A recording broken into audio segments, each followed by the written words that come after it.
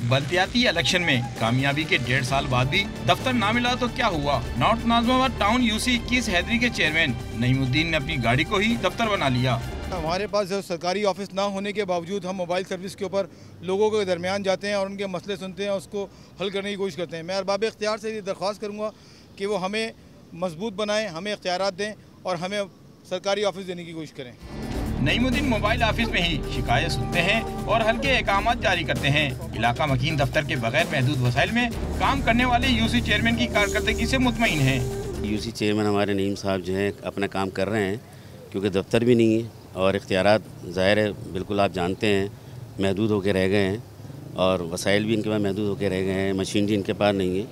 और सबसे बड़ी बात है कि कोशिश तो कर रहे हैं ये। मैं वज़ीर बल्दियात से ख़ास तौर पे गुजारिश करूँगा कि तमाम तर अवामी नुमाइंदों को जितने उनके इख्तियारात थे जो उनसे ले लिए गए हैं बराए करम उनको दोबारा से दिए जाएँ ताकि इस शहर के अवाम को सुकून हासिल हो सके।